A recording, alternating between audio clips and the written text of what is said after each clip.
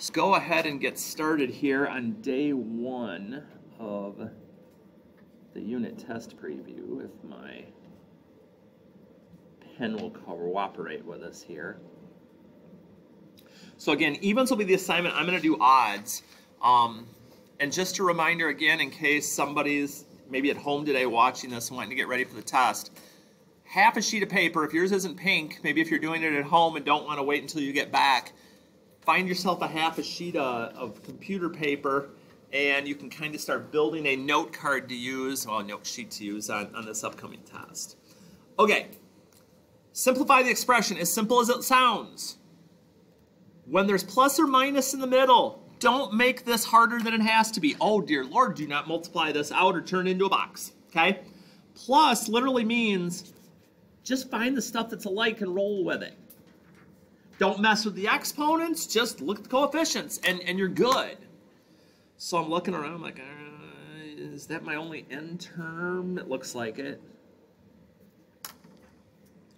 And then watch your signs. 3 minus 2 is 1. That's it, okay? Don't try to move it down further. Don't try to combine more stuff. Don't do anything like that. Just combine like terms. And the only thing I would imagine, hopefully, that could throw you for a twist on these is if that minus is there, remember that minus is going all the way through. It doesn't mess with this first part, but it's going to change the signs on all three of these.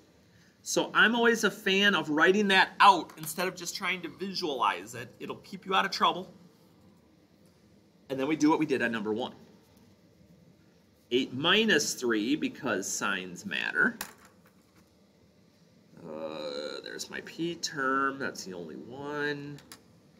And negative 3 minus 1 is negative 4. Okay? Not a lot of things to have to deal with in that first part. Thankfully. We like seeing stuff like that now and then, right? So then as we start to advance, things change a little. First, the directions change. Find the product. Product meaning we're going to multiply. So you have choices like we did back when we were doing this multiplication with polynomials on how you're going to tackle this. If you're a traditionalist, maybe you just do some distributing. And that's fine. If you're like, no, even though it seems odd to do, the box does have its benefits in that it's really hard to forget a term because you'd have to not fill in a box, and who would think to not do that? And so when we're doing the product, reminder, we're going to multiply the coefficients. We're going to multiply the numbers out front, and we're going to add the exponents. Now this is one of those things, again, as we work through the preview, you want to think about what am I most likely to remember on my own and what might I forget when I get to the test. If that's something, that rule that you're still a little bit cloudy on, that's something that might be worthy of being put on here. So just something to consider. So as we do this, multiply the coefficients, add the exponents. Multiply the coefficients. That's all I can do in that one. Multiply the coefficients. Multiply the coefficients. Okay, so no matter if you distributed or did the box, I do need to combine like terms. So there's only one x squared term. We got that set. Again, once the box is full, just doing stuff like we did in 1 and 3. So negative 16 minus 9 is negative 25x. We're not multiplying anymore. That's only to fill the box. Do we do that stuff? Otherwise, man, this could get some really ridiculously large numbers. So that's an option. Okay. For my traditionalists out there that get sick and tired of me doing the box every single time that we get to one of these, I will come down here for you on this one. If it's just a single term, This is one that I still could make a box, but I probably am just going to do this. Oh my gosh, nobody told me I was doing this. Hardy with an aha moment. You're supposed to do the evens. What am I doing? The evens. Good job, Hardy. Well, heck, I'll learn on the fly right now. Okay. Transfer shift. Okay, Hardy did one for you. Oh, gracious. And it gets to be on video. That's even better. All right. Little reminders. Remember, there's one exponents on these. I'd put that on there, but that's just me. Multiply the coefficients. Add the exponents. Multiply the coefficients. Add the exponents. Multiply the coefficients. And there is no other exponent to add. And be done. Okay? And for a lot of you, seriously, it is mainly detail stuff that tends to get you. So just deal with the detail stuff right away, and it'll help out. Now, when we get to 9, oh dear. Oh, which way do we want to go? Knowing me, I'm probably going back to the box just because some of you are like, well, sure. So when we get here, I'm going to put my ones on right away. I don't want to forget. Again, if you distributed, you could, but that's a lot of different things going on. Nice thing about the box is it's very flexible in the size that you can work with. So here, 8m squared minus 4m minus 5m plus 8. You already know what I'm going to say, like 6 more times here. Multiply the coefficients, add the exponents. And I know that sounds like a broken record, but if you do stuff like that, even if it's just in your head, and you're in your head going, multiply the coefficients, okay, it does make it start to stick in your head long term. It's almost like I'm in your head talking to you when you're doing it. So, you know, if you see it, and you speak it, and you do it, the more different ways that you're getting the information in your head, the more likely it is it's going to stay there long term. So once I get that set, I can't just leave the box.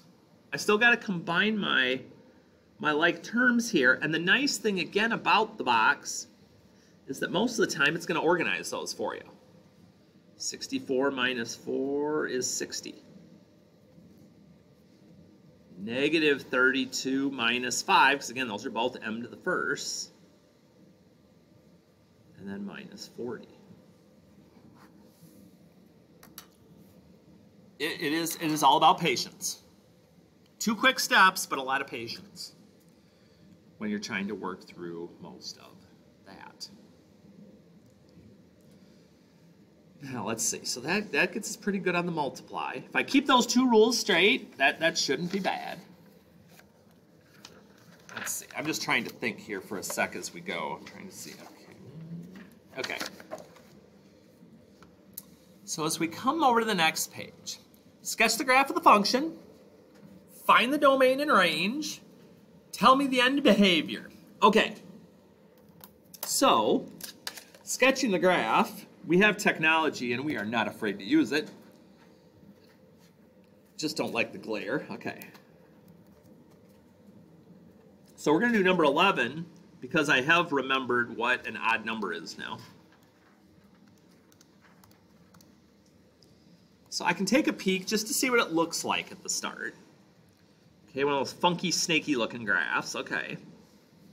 So second graph, because I would like to get some points plotted. So anything between -8 and 8, I'm going to go ahead and use. So -1, 3, 0, 0. Now, I had some of you ask off to the side after we did the last quiz. Some of you are like, well, you said we just had to sketch them. Yet when I did my sketch, you were marking stuff wrong on my graph. Why was that?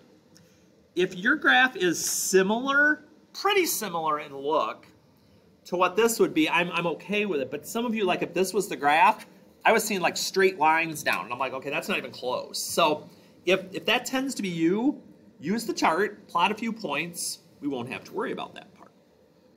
Okay, domain and range, reminders quick.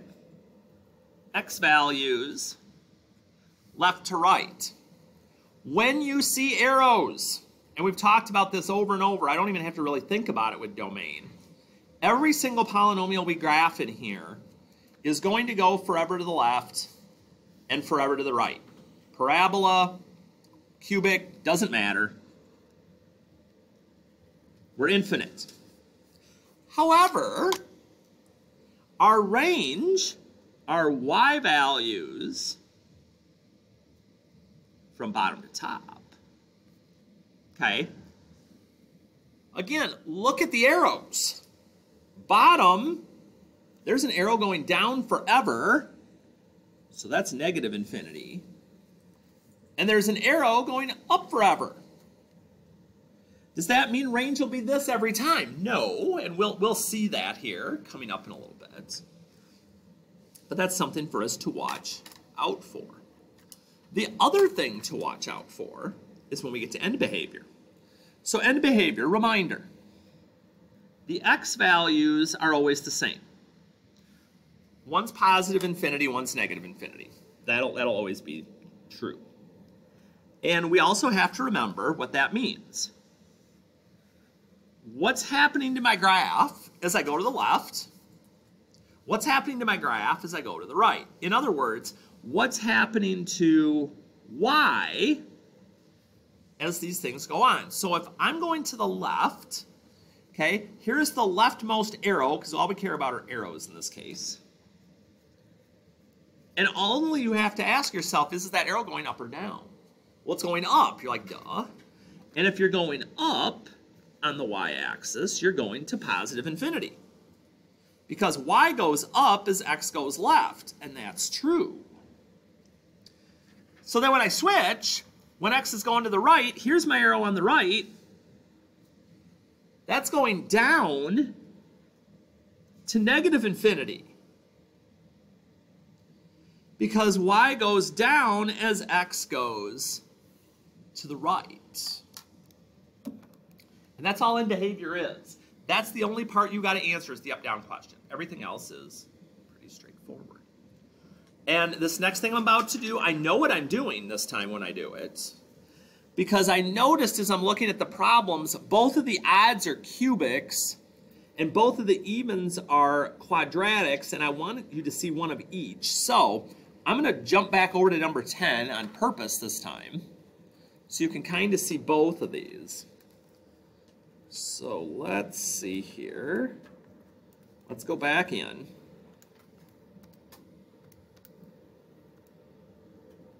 I'm going to pull the chart right away. So we've got negative 2, 7, negative 1, 1, 0, negative 1, 1, 1, 2, 7.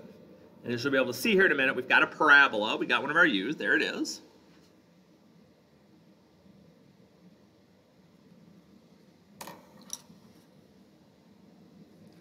So once I get that on there, now I'm ready to do the things.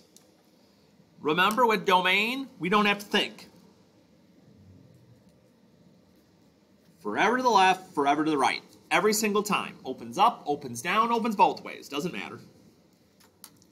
Range, though, this time, okay, now this is a little different this time. Because range, with me going bottom to top, I see the top is up forever, so I'm like, that's infinity. But I need to know that value. Now, there's a couple of ways I can get it. If I stop and think about it for a minute, if I'm looking at the chart, I notice when I made that bottom point, it was at 0, negative 1. Now, it's pretty likely that that negative 1 is what I want. But if I want to make sure, here's what I would do. I would take the time, and we're going to do this in a little bit anyway, to do second trace and see where that minimum is at, because that's where it's going to be. A minimum is where my range would start. And again, all the steps for this will still be on the board if you need to see that. And you're like, dang, that's just like right where I need it to be. 1, 2, 3, left, enter. Move this up a little bit so you can actually see my fingers, people watching later.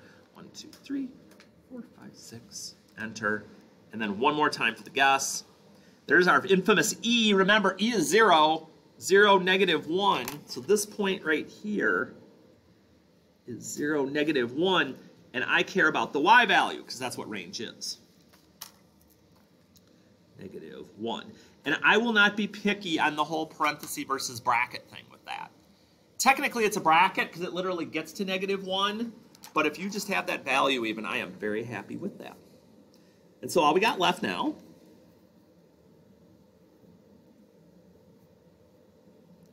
is our end behavior. And this time, as I'm looking, I'm like, hey, it doesn't matter if it's going to the left or to the right. Both arrows are heading up to positive infinity. So again, if there's any pieces of that you're not sure about, maybe you put one of these whole problems somewhere on your note card. The one thing I'll mention when you're building this little note sheet we've got, don't try and jam as much as you can on there. Because the more stuff you on there, the more chaos it's going to cause in your brain when you're trying to deal with this stuff. So just make it a few enough points that it's easy for things to get spread out. Okay, how are we doing? Okay, we're going to be at about, we're going to get about halfway. So number 15, evaluate the function at the value. All that means is whatever value they give, you're going to plug it in every single one of those slots. But here's the other part to remind you of. Use parentheses, people. Because there's going to be a time, sometime during this test, where that's going to make a huge difference. As long as you get that part down, all you're going to need to do at that point then is go straight to the calculator and type it in exactly the way you see it. Okay, we don't need to be in y equals for this one.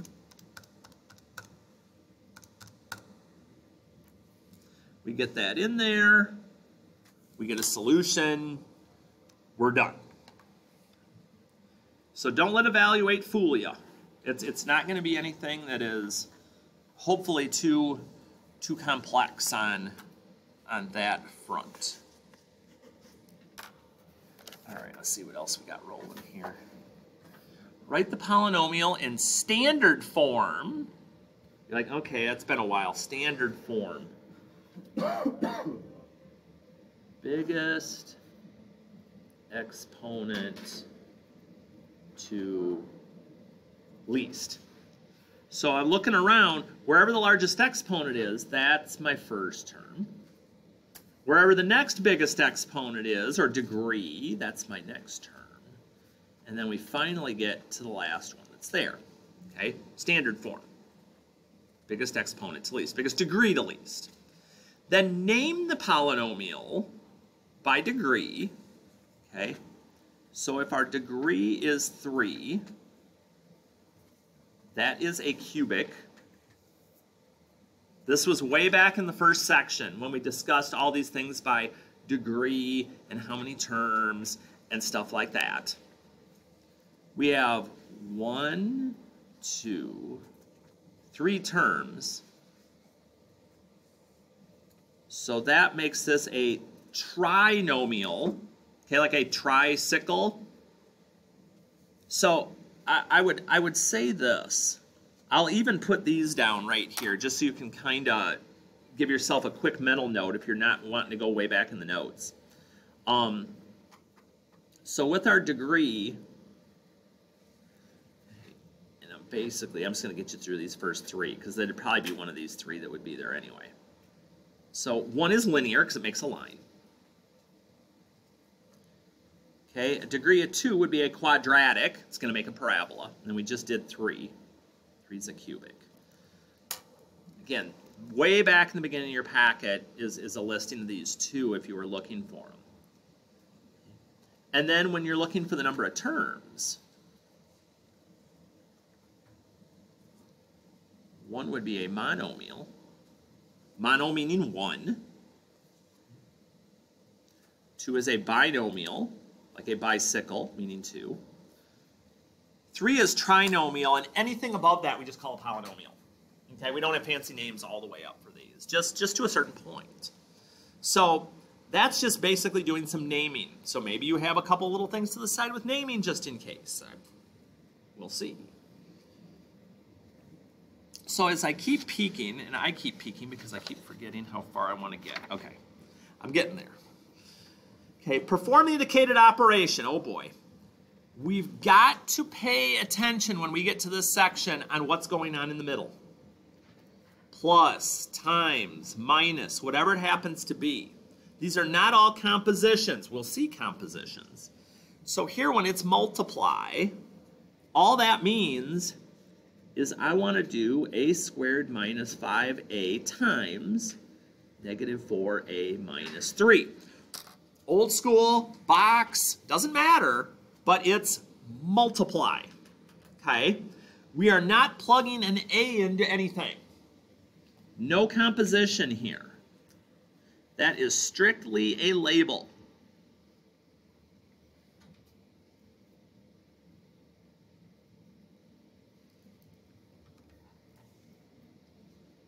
So, just like we did before, multiply the coefficients, add the exponents. Multiply the coefficients, add the exponents. Just keep working my way around. So we multiply, we fill the box. And then we just go from the largest degree. No more multiplying. All the adding.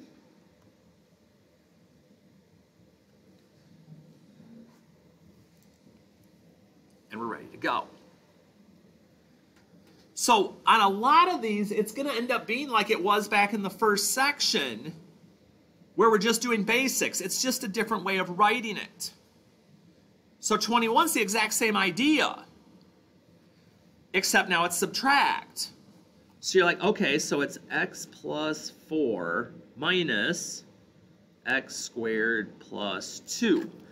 Just like we talked about, that minus is just going to change signs on things. Keep it simple.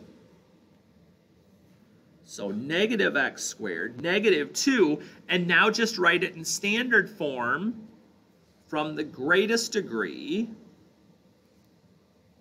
working my way down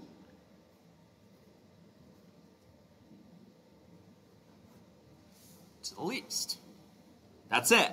Do not multiply everything by x. Do not do any other substitute. Just, that's it. Okay? However, we do need to pay attention to look the same, okay? G minus h, f minus g. Well, what if there's a number afterwards? Okay? There's a couple of ways you can do this. You can either look at this and go, okay, I'm going to stick negative 5 into f. I'm going to stick negative 5 into g because there's an actual number this time. So I could be like negative 5 squared minus 4, 2 times negative 5. Go ahead, plug those in the calculator, use my brain, get an answer. So 25 minus 4 is 21. 2 minus 5, 2 times negative 5 is negative 10. And then subtract 21 minus negative 10. Minus a negative is plus, so this would be 21 plus 10, or 31. You could do that. Or, again, it all depends on how you read it and how you see it. You could do f minus g. And once you get it put together, then substitute the 5 in, the negative 5 in. Because what you're going to find out is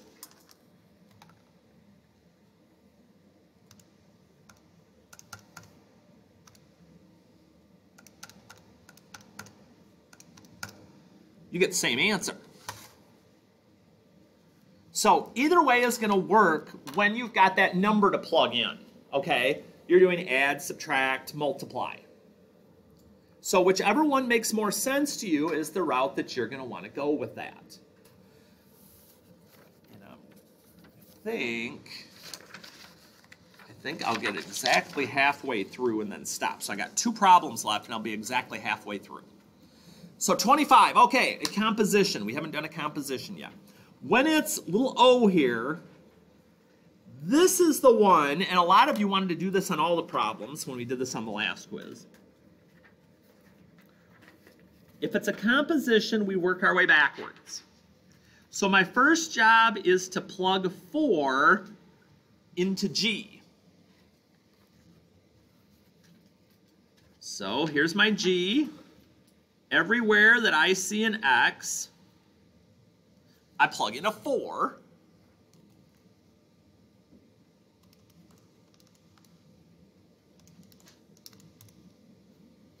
Get that first answer.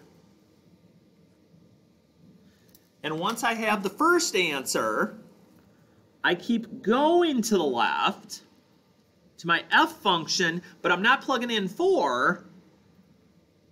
Okay, so that little o, not pinprick dot for multiply, but that little o means then I'm going to plug that first answer into my f function, and that's the answer that I'm looking for. Bless you.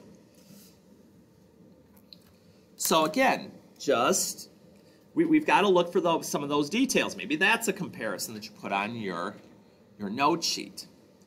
And then finally, we'll just touch upon the Algebra 2 F word today, and then we'll save the rest for tomorrow. Factoring. Again, factoring help sheet, completely legal on this here test. So ponder accordingly. If you have 4 terms,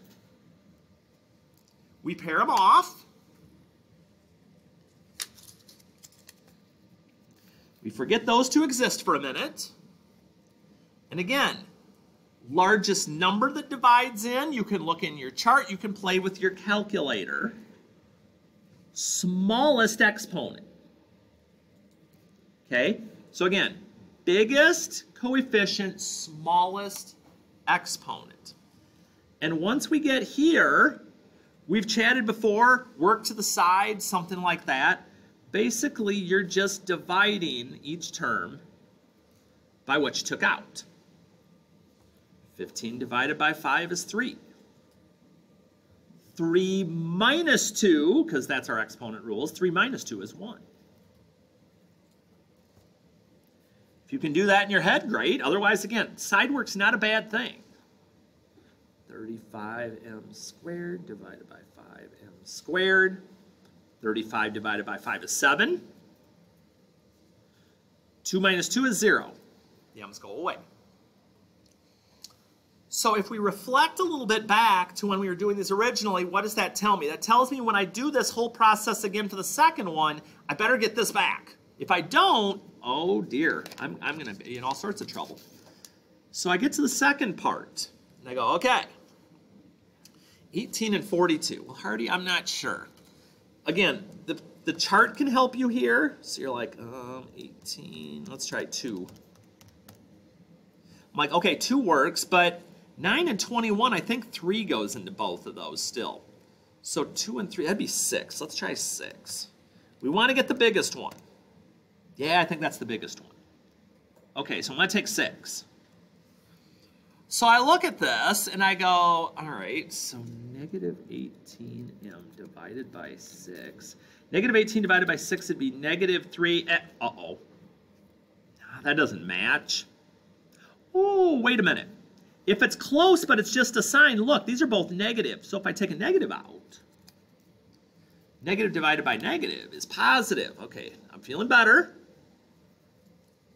Negative 42 divided by negative 6 is positive 7. Oh, hallelujah, they're the same.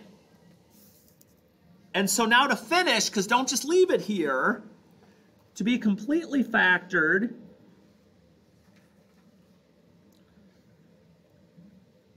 we take what's on the outside, okay, our common multiple, we put that together, and then that common set of parentheses is the end, okay? Again, work through some of the evens. We will keep our trek going through the odds going tomorrow as we're about halfway through, but maybe start pondering some things you want to put on your note card, or maybe you want to wait and see. Maybe you fill out the front half with some stuff you saw here today if you have that much, and you save the back half for tomorrow. That's not a bad idea either. But either way, we will take this on again tomorrow, and we'll go from there.